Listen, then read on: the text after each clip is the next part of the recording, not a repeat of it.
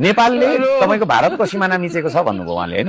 यही कुराले रासपालाई हामी लडौँ आउँदो चुनावमा। बालेन शाहको त्यही यो कुरालाई त तपाईको चटपटे बनाएर यस्तो बेचिन्छ, चटपटे बनाएर यस्तो बेचिन्छ।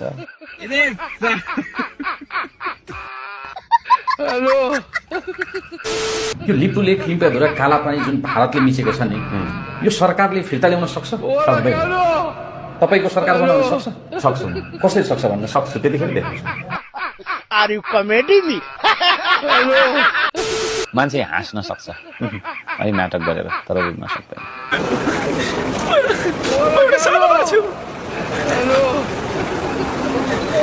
म एउटा सानो मान्छे हो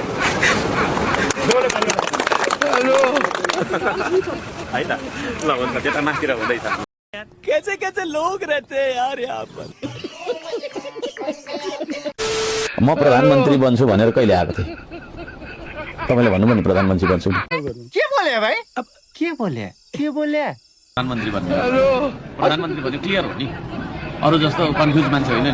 अरूले फल्नालाई प्रधानमन्त्री बनाइदिए, फल्नालाई प्रधानमन्त्री बनाइदिए भन्छ, म त मै बन्नलाई आएको, मै भन्छु। अर्को सामना त के भने प्रधानमन्त्री दिएन भने इठुमै दिइरहेको छ, रुएर गर्दै प्रधानमन्त्री दिएन भने रुएर भने अब रुएर प्रधानमन्त्री बन्नु म दिनु रुएर अब के गर्नु? बोल्नु न दाइ, नबोल्नु न तपाईँ, नबोल्नु न। थाहा छ मलाई, सबैको मलाई थाहा छ।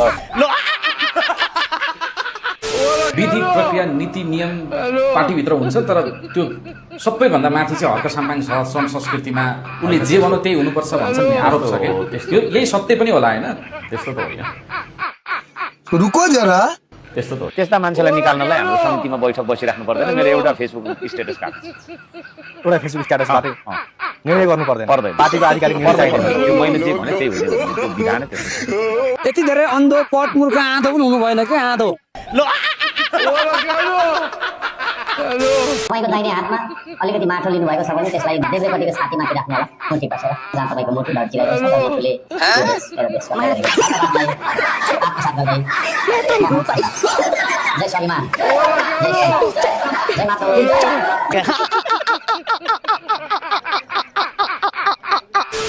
तपाईहरुलाई हर्क साम्पाङ भन्ने मान्छेको भिजन मन पर्यो नि, परेन?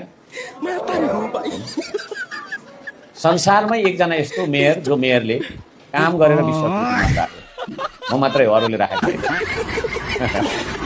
है। जहाँ जान्छु विकासको मूल फुटाइदिएको छु। म दार्चुला गएँ, दार्चुलामा गाडी पुग्यो, म पुगेपछि दबाब भयो नि त सरकारलाई। टेलिफोन पनि पुग्यो, केही पनि थिएन, गाडी पनि थिएन, टेलिफोन पनि थिएन, पुल पनि थिएन। पुल त हामीले बनाइदिँदैछ, अब सरकारले पनि बनाइदिने भएको छ। हेर्नु न,